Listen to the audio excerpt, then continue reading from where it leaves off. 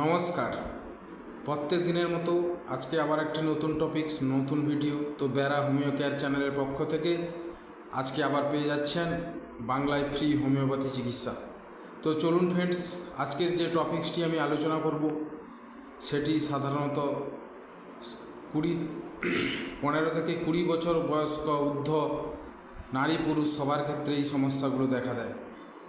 এছাড়া শিশুদের ক্ষেত্রে অনেক ক্ষেত্রে যদি অতিরিক্ত মোটা হয় তখনও লক্ষ্য করা যায়। রোগটি হচ্ছে ইউরিক অ্যাসিড। ইউরিক অ্যাসিড সাধারণত কীভাবে শরীরে বাড়তে থাকে এবং এর ফলে কী লক্ষণগুলো দেখা যায় তার প্রতিকারও এই ভিডিওতে আমি আলোচনা করব।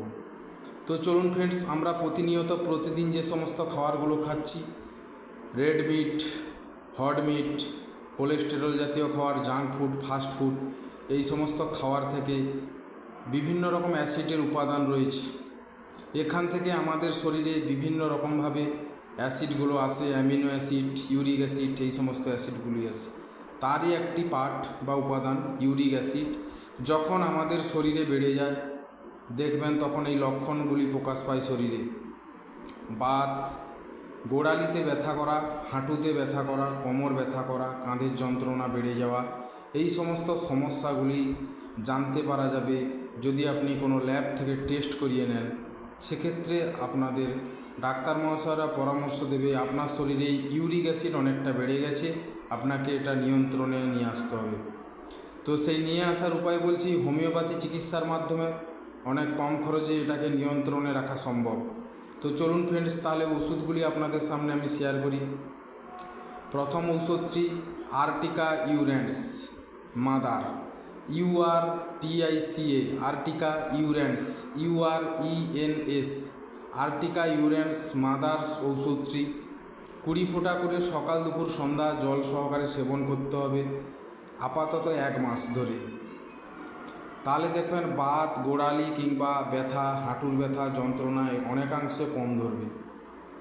দ্বিতীয়ত যে ঔষধটি আপনাকে ব্যবহার করতে হবে acid benzoicum, ACID, acid benzoicum, BN বেন ZOI জয়ী কাম CUM কাম। এই ঔষধটি হাঁটুর ব্যথা, গাঁটের ব্যথা, গোড়ালি ব্যথা, মাংসপেশির ব্যথাতে খুব ভালো একটি হোমিওপ্যাথি ওষুধ। 2 ফোঁটা করে সকাল দুপুর সন্ধ্যা জল সহকারে সেবন করতে হবে 10 থেকে 15 দিন। পরের ঔষধ uric acid, URIC, uric acid, ACID acid.